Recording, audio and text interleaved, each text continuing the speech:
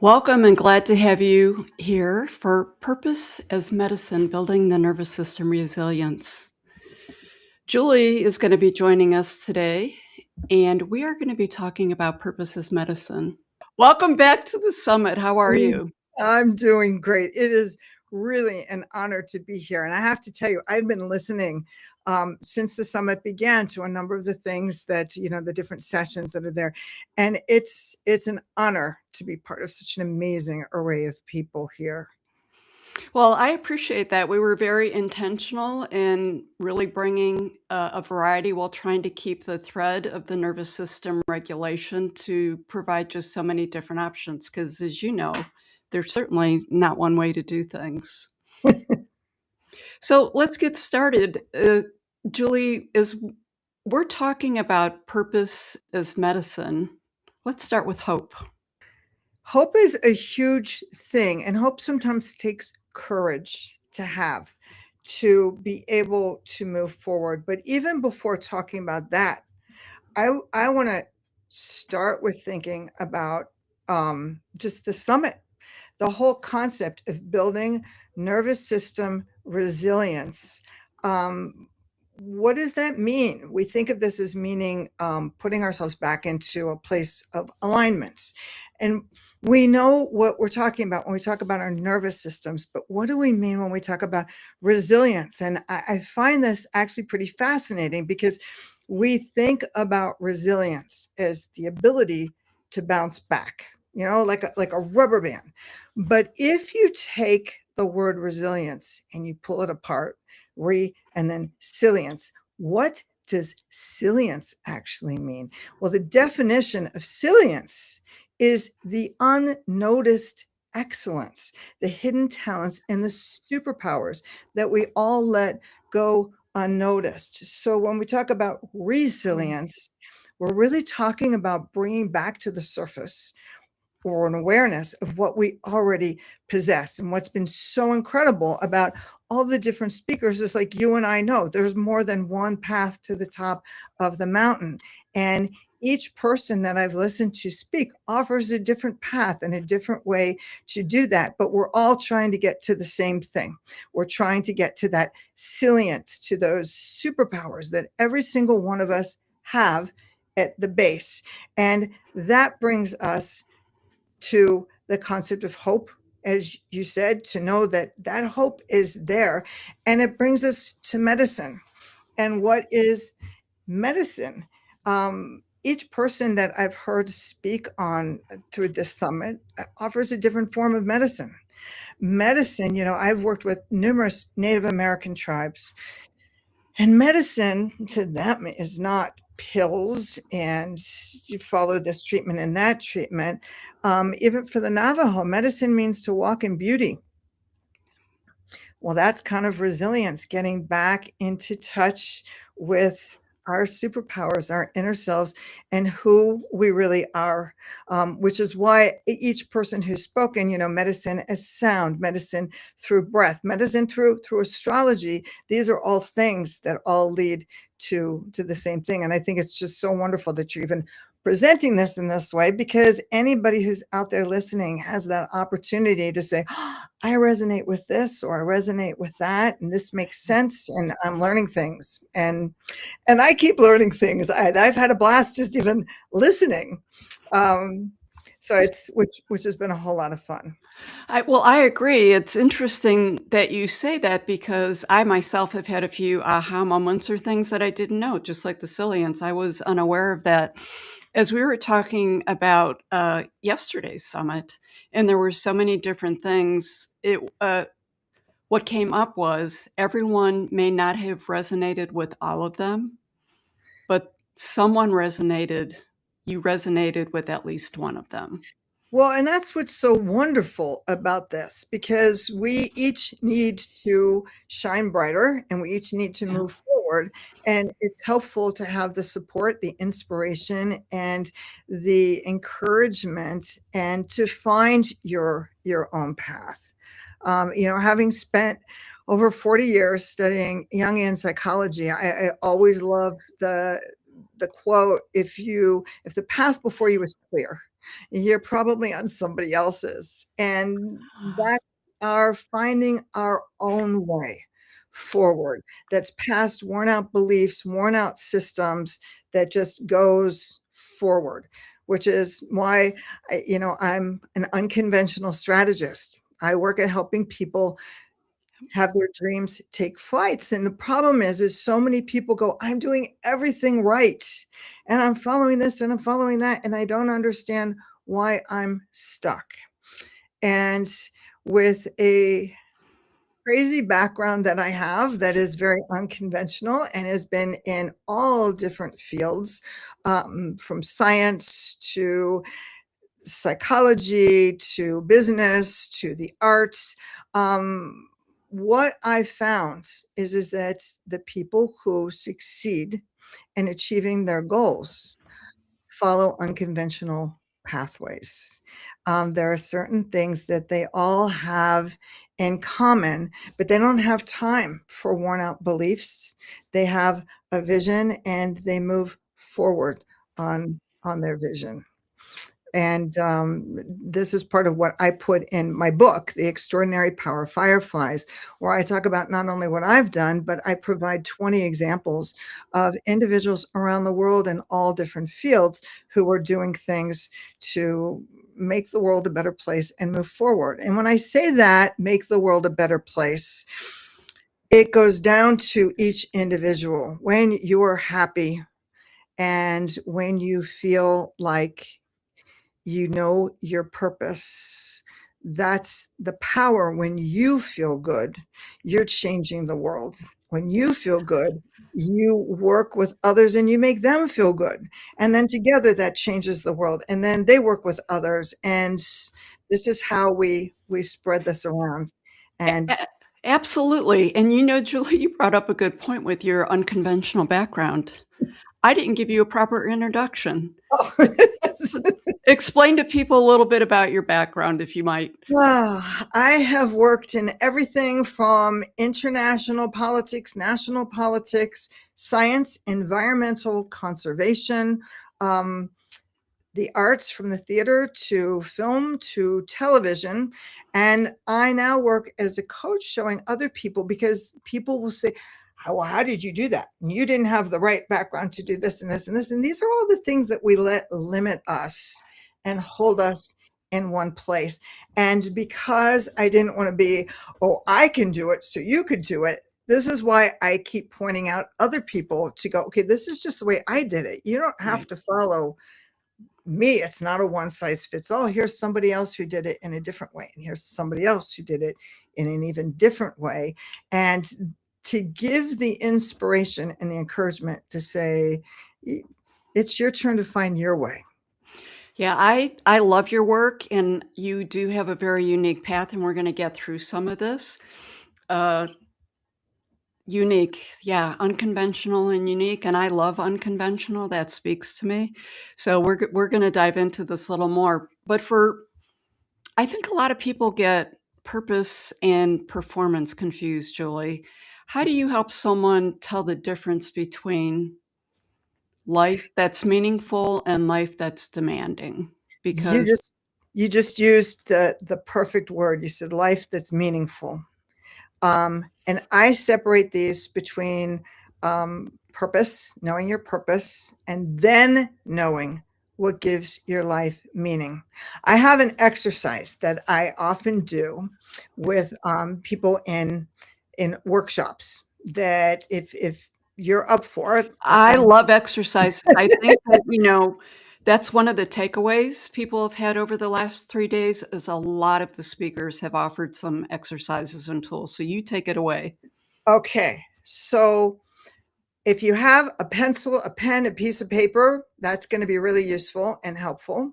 And if you don't, that's okay too. Just try to kind of keep in your mind what your answers are, because I start with saying we need to begin for that medicine to remember our purpose, and that is our medicine.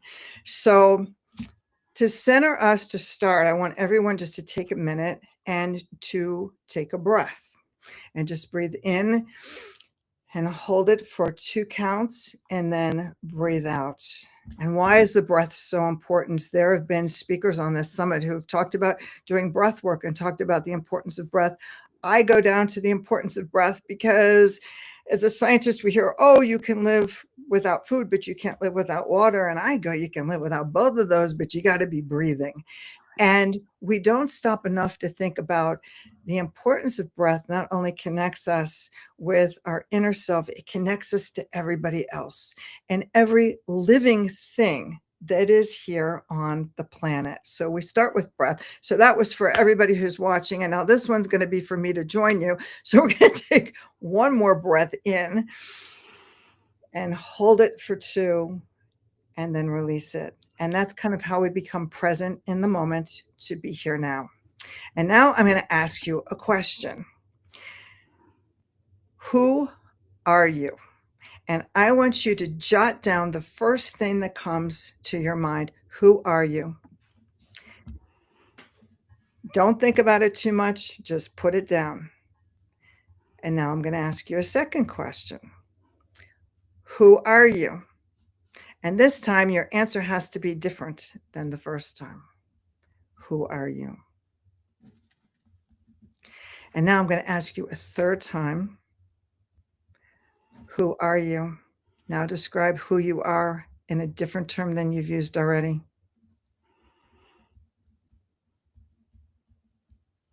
And by now you're probably beginning to get frustrated, but I'm going to ask you again and go through the same thing again.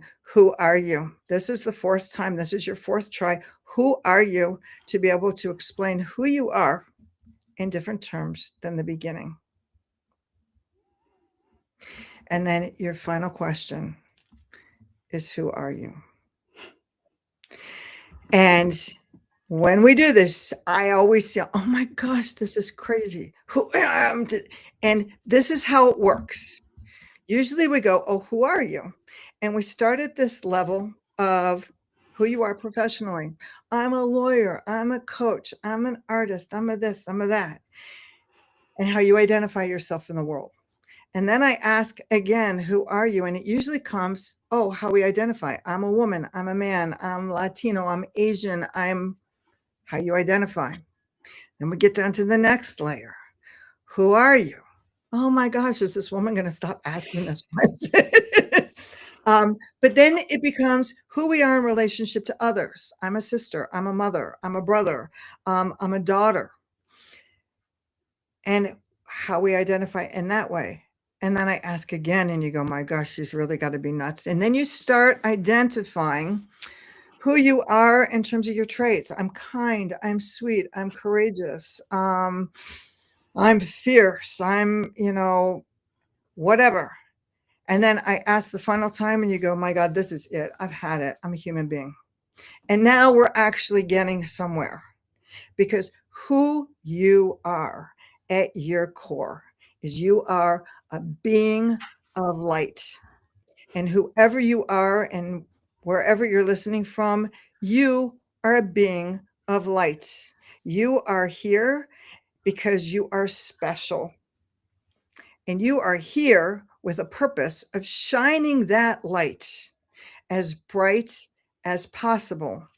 And to do that through love. What is the word? The word is love. It gets down to love. And we are light. And what is light? Light is energy. And your light may respond to breath work. It may respond to sound work. It may respond to anything.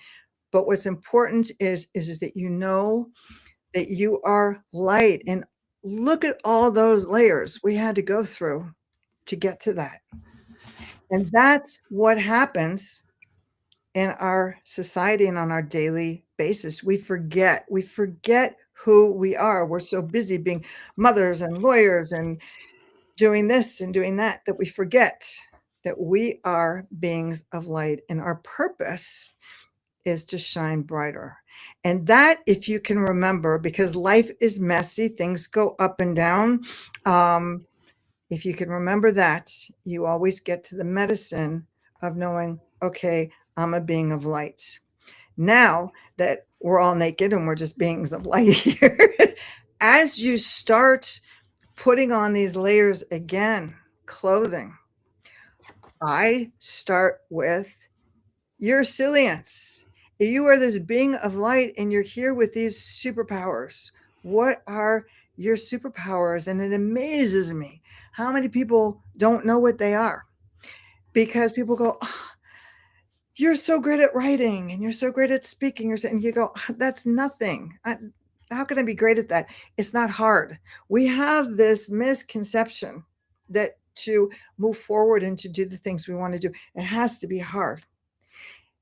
And these are your superpowers. And we know they're your superpowers because they're so easy. Life is supposed to flow.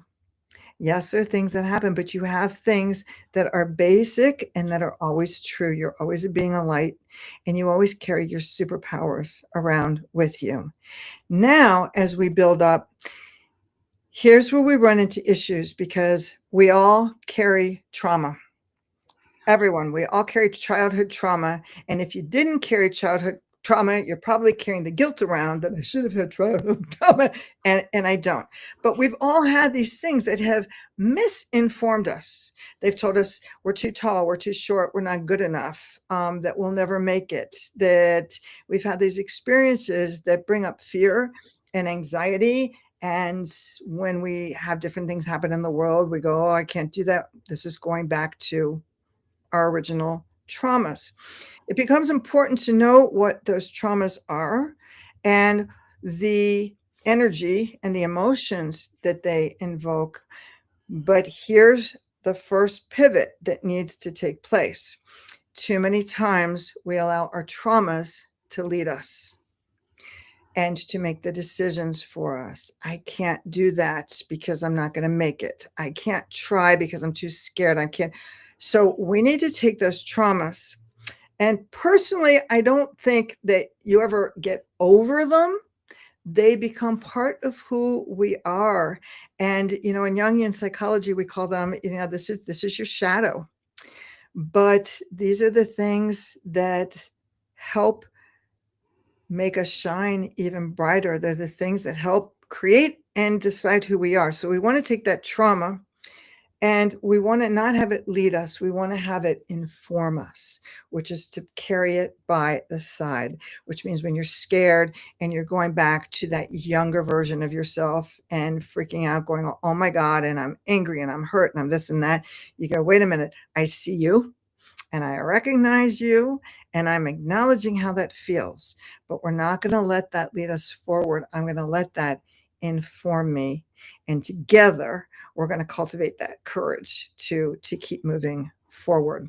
We use trauma too often as an excuse. Of course, I can't do that. I'm not good enough. And we prepare everything that this is the way that it's supposed to go. I was told to get this degree and I was told to do this, and this is how to do my business plan. I've done everything right, and it's not working. So this must be, we take this as a sign from the universe to say, you're just not meant to do what you think you want to do. And this is, when we find that thing, and this is that separation of what gives your life meaning. I want to do blank, but then we come up with all the excuses that we can't because we're allowing trauma to inform us. We're allowing our insecurities to take over, and we do everything that everybody says that we're supposed to do, and it doesn't work. So we go, obviously, the universe is saying, I'm not meant to accomplish this. And what that does is it validates your trauma. See, we told you, you're not good enough. You can't do this and you can't do that. So the real key and the work is to be able to take your medicine and get back to the basics and say, I am a being of light. I am worthy. I am deserving. And all of these things have happened, and it's scary and okay. And I acknowledge that, but I'm going to let that inform me. And I always tell people, if it's not working the way that you want it to work, then what the universe is telling you to do is pivot and open a new door. There's always a different way to the top of the mountain. Well, I loved how you weave that all together. And the importance is the awareness is you may want it, but if it's not working, it's time to pivot. And a lot of times it takes us maybe a couple hot minutes to get that realization. So I'm going to jump on that a little bit. So a lot of your work is built on storytelling. And Yes. you did write one of the most amazing books, and we'll get into some of Yeah. those stories, I'm sure, in this. But when we feel triggered, you know, often we're not reacting to actually what happened. We're reacting to the stories that we told ourselves about that, right? Yeah, So what exactly. helps you notice when you're in the story before it became your truth? Because the stories we tell ourselves and the truth, there tends to be a bit of a disconnect that creates us Yes. problems. Yes, there's a meditation I actually teach that starts with, "The world is what you think it is." So what story are you gonna tell yourself? And if you want a better future, you gotta start telling a better story, and not, only allowing it to inform you the way that you want it to inform you.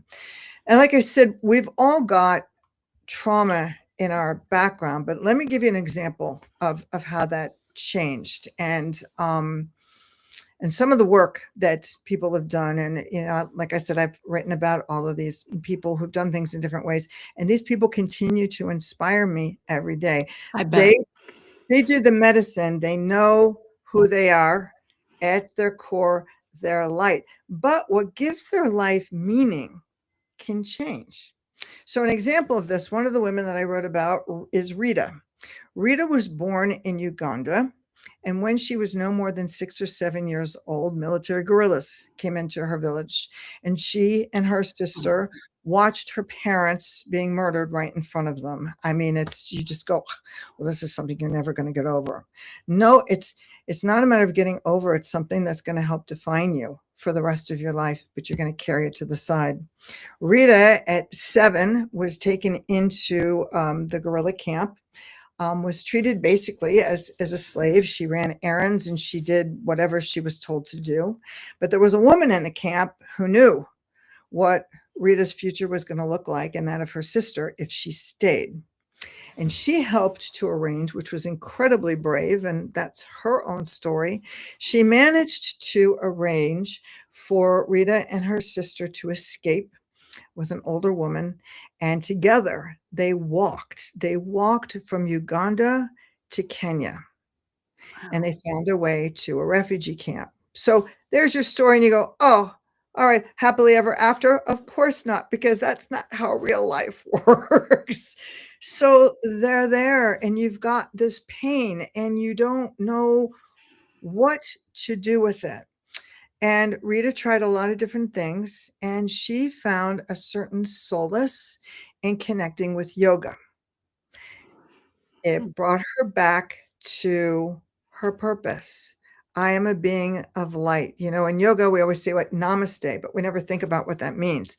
And in Sanskrit, namaste actually means the light in me recognizes the light in you. So there's that medicine back to my purpose. I get it. I'm light.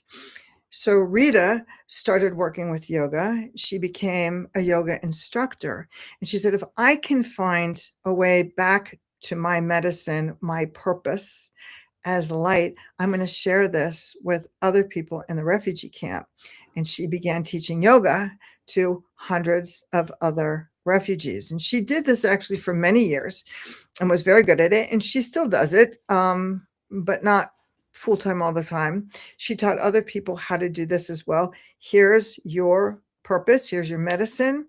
Okay, now what gives my life meaning for Rita was sharing this with all of the other refugees, and for those that found their purpose, their medicine with that too. Now, what gave her life meaning began to change. I've done this. This is great, but I think I want to try something else. And so she pivoted with the same purpose, a being of light to shine as bright as she can. And she became an entrepreneur. She started businesses that would help the people in her community and work with with some of the refugees to give them a different future.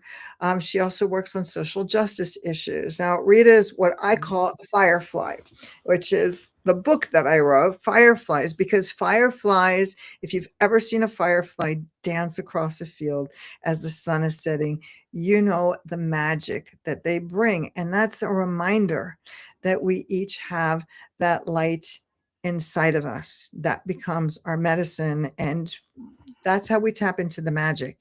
And then we find what gives our life meaning, and we can pivot. It doesn't have to be one thing for you throughout your whole life. Maybe it is, but if it's not, that's okay too. And that's the concept, that we're each here on a unique path, and each one of us has a unique light to shine, and the world is waiting for us to get off of the sidelines and to jump onto the path and to illuminate a pathway for others to build up their own confidence, to go, if this person can, so can I can shine my light brighter too.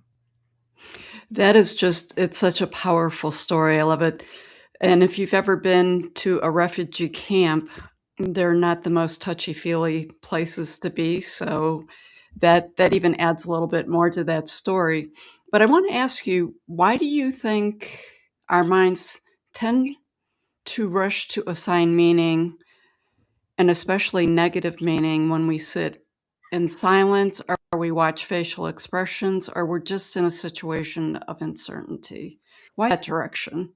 I think that goes back to that childhood trauma, and Okay. I we have, from the time that we're born, you know, when you see a baby is very clear cut. I'm happy, I'm sad, I'm hungry. Why do we love being around children? Because they remember to play. And my gosh, we get so serious as we get older. We take ourselves too seriously. But part of this is the result of being what I call enculturated. It's Mhm. not just family. We're told by our community what's acceptable, what's not acceptable, what you should do, what you shouldn't do. Um, which is why I love the term unconventional, because we have so many worn out systems and worn out beliefs of what you can or should do, and how that works, and it's time to move past them. It's a concept I call, it's rising in those spaces in between. And that's, to me, what being unconventional truly is. It's not that you're rebelling against anything. It's not that you're radical or that you're fighting. And you just go, this is the path that needs to move forward. Um, and I don't care that this is how other people are doing it. This is how I need to do it. I dropped out of school when I was 14 years old. And it wasn't because I hated school, but it wasn't because I hated learning. I wanted to learn, and I Right. didn't feel like I was learning anything. And I found my way into university. And at the time that I did that, that was unheard of. You couldn't be in high school and attend college. It just, but I called the provost and dean of the university on the carpet, and I said, "You say that you're here as a higher institution of learning, and I'm here to tell you that I want to learn.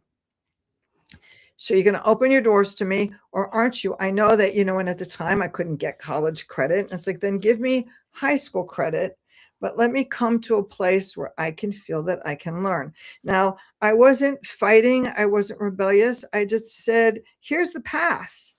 And I found a nice enough provost who said, okay, she's kind of put me on the carpet. I've talked the talk, I got to walk the walk. And they helped make arrangements for me. Now, think about this, as we have more and more people in the world that begin to follow their conscious, their dreams, their desires, and moving past the this is what you should be doing, what was unconventional becomes conventional, and we begin to do a paradigm shift, and things begin to change. Today, years later, if when I tell this story to someone who's 18, they say, "Oh, I've got lots of friends who graduated from high school and they've all got associate's degrees already. They've been attending college." Nothing. Well, that's because it wasn't just me that did this. There were other beings of light, that Mhm. had the same thing and the same concept and the same experiences. And like I said, as more people begin to do this, the unconventional becomes conventional. And it's a different way to move. What did they say? The most dangerous phrase in our language is, well, we do this because this is the way we've always done that. Yes. It's something that we should be asking ourselves all the time. There are so many people that I see that are held back because they go, I don't have a degree, or I want to do this, but I have the wrong degree. I there's always something, and we allow this to feed into our subconscious. And unfortunately, we allow it to guide us. When we can go through all those layers, who am I? Who am I? Who am I? Who am I? I am a being of light, and I am worthy and deserving of happiness Yes. and of shining my light brighter. Beautiful. You're changing the world one event at a time. So once you realize that you're living inside a false, outdated story, what's the next step? How do you update that story in a way that's honest, self respecting, and actually changes your behavior? The next step is to build your superpowers. I also encourage everyone to know what your code of values are. And it's not enough to say, oh, I want to be honest and I want to be kind and I want to be transparent. Da, da, da. You have to define what that means. I Yes. could say honesty is really important to me, but I'm going to tell you that there are times that kindness for me will trump honesty. If I have a 4-year-old that is showing up in front of me with makeup all over their face and feather boas coming everywhere and saying, do I look gorgeous? You know what? I'm going to lie and I'm going to say, you bet you look gorgeous. Great example. Because, what does that mean and what are our boundaries so that we know how we're going to move forward? Um, there are examples of people who go, what, I just wanted to do this. So I sold my soul and I said it was okay to, it's not okay, but it's not okay. And you'll never find yourself in that position where your integrity is compromised, where you're being asked to do something that you don't believe in. You'll never find yourself in that position if you know what your code of values are and you can define them, because that gives you your boundaries. Then, as you figure out this is what gives your life meaning, start looking at what makes you happy. In our society, we are so busy being serious and concerned that we forget that we should be playing. We forget to say we're here to be happy. When I work with groups, I often encourage people, whether they've got a business, an organization, whatever it is they're trying to do, make sure what you're doing is multi-generational. And I can't stress that enough in terms of how important that is, because between the ages of 30 and 45, we've got that seriousness of this is what we need to do and how we need to go. Once you pass 45 to 50, you're kind of going, oh my gosh, I'm going to start looking at things in a different fashion, and I'm going to remember to play, and I'm going to remember not to take this stuff so seriously. And when you have the kids that are younger and you've got that 10-year-old going, I'm bored, can we do something fun? You've got the full balance to try to meld it together to help move things forward. But how do you find what gives your life meaning?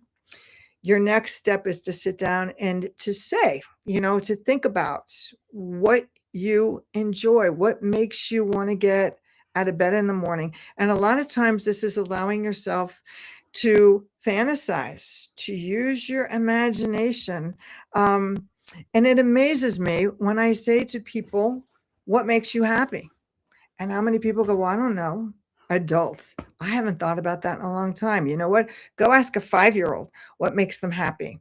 And they'll be, I like cars. I like chocolate chip ice cream. I like this television show. I like to go play outside. What makes you happy? And I ask rooms of adults this all the time. And how many people can't answer that? I had an amazing experience working with 15-year-old boys who were all considered troublemakers and sent away. And they all carried a chip on their shoulder. And I asked them after the second day, because everybody was carrying around that trauma and everything that goes with that. And I stopped them and I said, what makes you happy? If your fairy godmother could show up at your door tomorrow and say, here it is, your wish is my command. Tell me what you want and I'll give it to you. What would you ask for? And what's interesting, 15, 16-year-old boys, and I'm expecting every one of them to say, oh, I'd be a famous disc jockey and I'd have, millions of dollars in the bank and I'd have this kind of car and whatever. And they stared at me with blank faces. And the first thing that one of them said to me is, you know what? Nobody's asked me that. No one has ever asked me what makes me happy. Wow. And we stop asking once they're little kids. Oh, you're an adult now. We do. The happiness has nothing to do with anything. Nobody asked them. And over the next couple of days, these kids came back to me one at a time, and they gave me things that they thought about. This makes me happy. And this is what was fascinating. 16 years old, one of the boys came up and he said, you know what makes me happy? Sunday mornings when I'm at home, my dad and I make pancakes for the family. And another kid came up and said, you know what?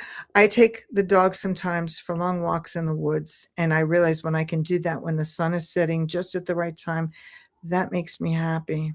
We don't take time to think about what makes us happy. And the truth is that happiness happens in the moments. One of the things that I think is so crazy, we set these goals constantly. I have to do this and I have to accomplish this, and I'm going to make it to the top of the mountain, and I'm going to be a successful entrepreneur. I'm going to be an artist. I'm going to be whatever. And we do it. And I always tell clients and groups that I'm coaching with, spend some time, watch some of these talk shows on TV and listen to the celebrities that they talk to and how many times they'll say to them, they'll tell stories and they'll tell you the stories of everything that went wrong. And they'll go back to your own life and think about anything that you accomplished. Oh my gosh, we finally did blank. This was great. So you think, okay, I'm done. That's it. We sit on the top of the mountain. We're there. But what do we do when we've accomplished a goal that we want? We pat ourselves on the back for about 30 seconds. And those that have climbed with us, we sit around and we share stories, but we don't share the stories of, oh, do you remember when this happened right or that happened right? We share the stories of everything that went wrong and we laugh about it. And this is what you see celebrities do when they're talking on talk shows. And this is what we do once we've accomplished our goals. When those things happen, they're devastating. And you want to climb under a rock or under the covers and never come out, and things are never going to be the same again. But when you pick yourself up and you keep going on in the future, when you've accomplished what you want, you laugh at them. And those become some of the moments along the way that were the most beneficial, that were the most special. And then, of course, we're human and we go, what's my purpose? My purpose is to shine my light as bright as I can. I need to find new meaning. And we go, oh, there's another mountain way over there. Let's go start all over again. And we start with this whole thing of we become through the imposter syndrome all over. I don't have the right degree and I don't have the right education. I don't have anything. That's kind of, to me, how you're starting on the right path. And we go through the same thing over and over again. So I believe that it's time. The world is going through a quantum shift, and we need to be doing that as well. And we need to reframe how we're working and what we're doing. When you know what you want to do and here's your dream, instead of stressing all along the way until we make it to where we want to be, we need to go, you know what? I'm really confused. And I'm not sure the right direction to go in. I'm not sure the right path to take. And that's where I usually tell clients, that's how you know you're learning and you're growing and you're moving forward. But we need to embrace that and to know it's okay not to know. It's okay to fail. You only truly fail if you give up and you stop trying. And it's okay to have like major screw ups. I want to live in a world where we can all be very authentic and honest. So I'm the first person when someone will say, "Oh, and how was your last month?" Boy, if things haven't worked out the way I want, I'm going to say, you know what? I made a couple of really big mistakes. And it's amazing how when you do that, it provides permission for everybody else to say what's going on in their lives. We live under these social constraints of, oh, everything is lovely, and I'm doing this and I'm doing that, and things are so successful. Let's move out of that way and let's talk about what's really going on, because that's how we get down to the light in me sees the light of you. I'm getting ready to try this whole new thing and I'm terrified. I'm ready to, embark on this, and it may work and it may not work, or we tried this and it didn't work. And every time you do something that doesn't work and you pick yourself up and try it again, you're not starting at the beginning. You're starting at a place with more knowledge, more wisdom, um, and to move forward. And, I have to be honest with you, in writing the book, there were the people that I wanted to talk to, and I wanted to talk about failures, and there's some really big failures that are like behind the scenes stories that I wanted to share, from people who are very well known, because I said, this would really resonate with a lot of people. And these are people who are successful enough and actually noteworthy and known enough that you'd go, wow, well, if they can fail and do this, so can I. But it amazed me, no matter how much they accomplished, that insecurity was still there. And they said, oh no, Julie, you cannot write about this. I would be just mortified if you let people know that this is what happened. And you go, but you come across so confident. I dealt with one person who, well known, very wealthy. You go, well, they should have everything, right? Yeah. What don't they have? They don't have the confidence to be able to say, this was a big mistake. You can't go public with this. So part of the lesson there is, no matter who you are, where you are, we're all dealing with the same insecurities. We're all dealing with the same fears, and the same anxieties. I actually ended up, because I didn't want to upset anybody and bring anything to the forefront that they didn't want, I actually wrote about me. And one of the bigger mistakes that I made, I worked for many years with zoos and aquariums, and working, as the director of the National Aquarium in Washington, D.C., I had this brilliant idea. I want to be the first person to introduce kids who are visually impaired to aquatic animals. No one's ever done this before. I'm going to make a name for myself. This is going to be great. And I spent 9 months working with scientists and psychologists and PhDs to design the perfect program for kids who are visually impaired. And I had everything set up, and the day came where I invited a school to come and to pilot the program for me. 9 months of work, here we are, ready to go. And I was told by all of these PhDs that, yes, they say visually impaired, but 98% of these children have a certain amount of sight. So you can use things like flashlights to show them in the insides of aquariums, and you can do this and you can do that. Well, when I tell you these kids showed up, they were 100% visually impaired, 100% blind. This whole program took about 7 minutes before everything fell to pieces, and there was screaming and there were things breaking, and it was like, this is crazy. It's like, it's time to call time of death. I brought everyone into an auditorium area, and I stopped, and I mean, this was an absolute fiasco. And I realized I had dealt with all of these PhDs and psychologists, this and that, and I forgot to talk to my target audience. I forgot to go to the kids. So I stood up and I apologized. It was one of the major flub ups that I had done to date. I've done lots since. But I said, you know what? I have to apologize. There were things I was told, oh, let's have sound come through the aquarium so it sounds like there's waves and the kids will feel that they're at the beach. And the kids go, we're blind, but we're not dumb. We know we're not at the beach. And that really kind of throws us off balance. Okay. I need to know from you guys what would be fun, what isn't fun. And I asked them, I said, would you be willing to work with me and let's design a program together? Something that you're going to learn from, you're going to feel really good about. It's going to be fun, and that other kids in the same situation can also benefit from too. And we started from the beginning. But think about this. I did everything that I was told to do, Right. and it didn't work. Wow, that's powerful, and I love you being transparent because a lot of times you get a lot more from the what didn't work. So the people who weren't comfortable sharing that really took an opportunity away from people.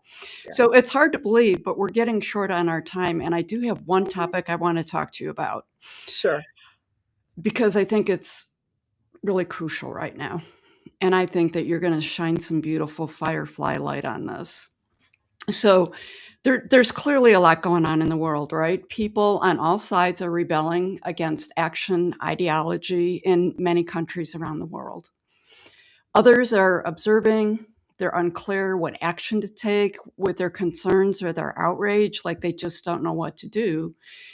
And you feel like you have said that the world doesn't need more anger-based activism in your work. It needs more leaders and lighthouses.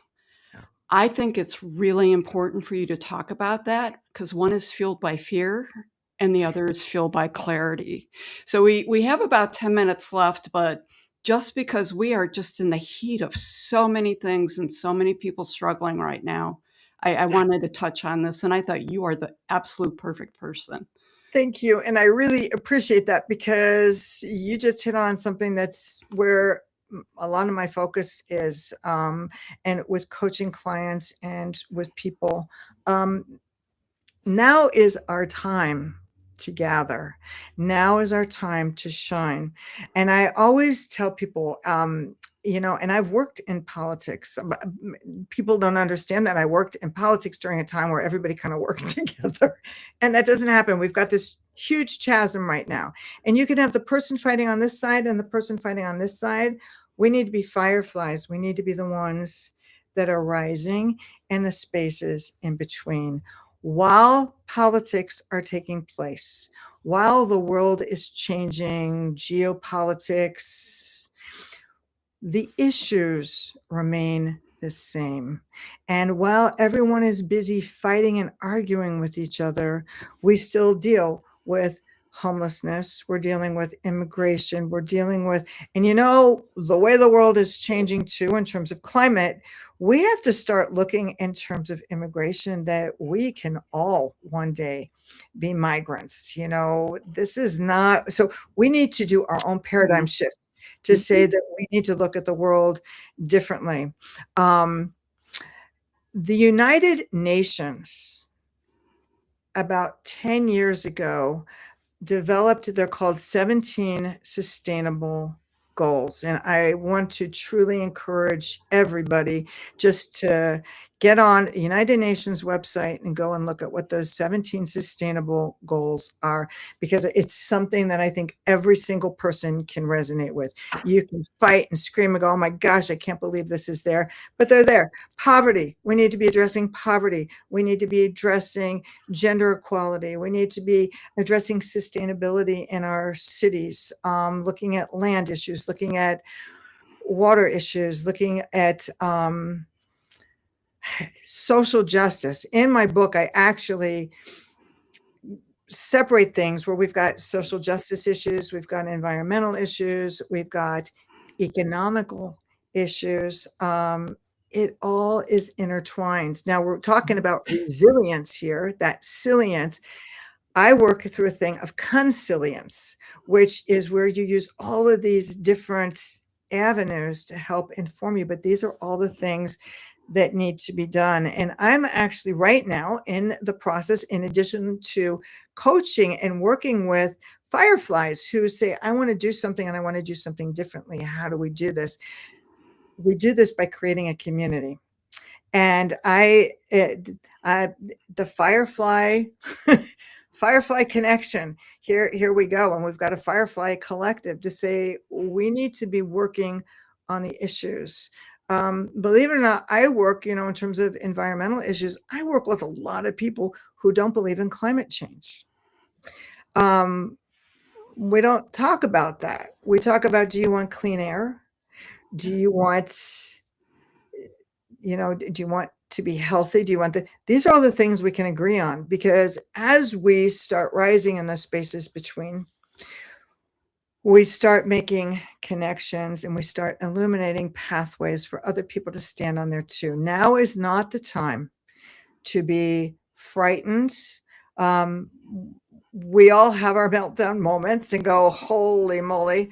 But I want to remind everybody who may be listening to this that every single one of us is here on purpose at this time. We chose to be here, and we chose to be here because we've got something to do. We each have a light to shine, and it has to shine brighter. And no matter how you choose to do that in terms of meaning, we're here to go through this whole quantum paradigm shift together. A lot of the things that are breaking down when we go, oh, this is terrible in terms of our education system, it's terrible in terms of our healthcare system. It is terrible what's happening, but there's an opportunity here to change things, to say, what do we stop looking at what is? Here's my definition of a firefly. A firefly is someone who looks beyond what is and beyond the reality. That's a Rita who's looking beyond that. There are gorillas that have taken over her homeland, beyond what's happening, beyond what's taking place. And instead of screaming and yelling, we start thinking about what could be. Instead of screaming about our education system is falling apart, what would you like it to be? Our health system doesn't work and it's broken. Where's our humanity? Where are we saying we need to bring people in? We'll stop screaming about what's not happening and start thinking about what it can be. And I think the reason why I started the whole Firefly Collective as a movement is to say, I don't know how to solve homelessness. I know about the environment, but I don't know how to solve homelessness. I don't know how to do this and that. There are people who do. And Yes. there are people sitting there, and hopefully some of you watching this, who have ideas. And even if you don't have ideas, when you start walking the walk and taking action, you start thinking, oh, well, why aren't we doing this? One of the fireflies I wrote about worked as a registered nurse. She was the head nurse of a hospital. And she said, oh, I can't get over what we're doing in terms of healthcare. And I can't, but she focused on, I can't believe that we are throwing away all of these good things. When a patient goes into a room and if they don't use everything, whether it's surgical dressing, it's Band-Aids or whatever, it's still packaged. It's still good, but it has to be thrown away. Mm-hmm.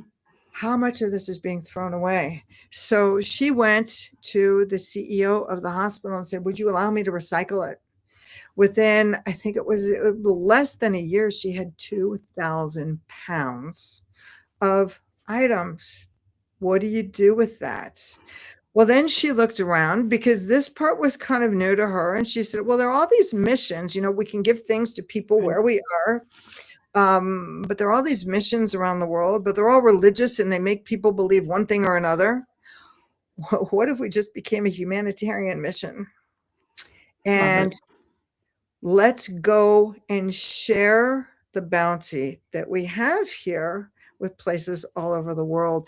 And that's what she began to do. This became Partners for World Health. They do an absolutely amazing job. And I'm always floored at how transparent they are with all of their finances. Because one of the things I teach too, if you're playing with an organization, go look at where they're spending their money. And they're just out there, they're upfront with everything. But that's just one way. Then there's, Molly Bedingfield, who right now is working with Global Angels, and she is outside of Kenya, and she's working with rural groups, and she's working at getting telehealth to these people. I don't have any background in that healthcare industry, but I'm looking to see these are people who do, and they know enough to attract people within their own realm to become a community to make a difference. This is true. We need the arts. I can stand here and tell you about what's going on in the world scientifically. Which would you rather listen to, me or to see something artistic in a sculpture, a film? We need the arts. The arts are You're just as important you're as right, health. it takes a village. It absolutely takes a village, and I love that we bring in the experts, and we don't think that we have to know it all, or we don't think that we know it all. It's beautiful, Julie. It is literally unbelievable to me that we have blown through an hour already, literally. But I do wanna thank you for reminding us that even in these challenging times, meaning hope, everyday acts of light truly matter, no matter how big or how small. Your stories truly offer a powerful reframe, showing us that resilience doesn't have to come from force, but it comes from connection, courage, and choosing how we choose to show up. I'm really grateful for the wisdom, the perspective that you shared today. And for anyone out there, it's worth a look.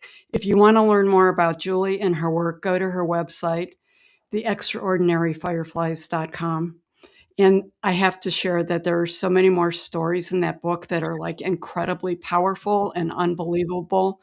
It's worth it. So thank you very much for today. Thank you so much. It's really been an honor to be here.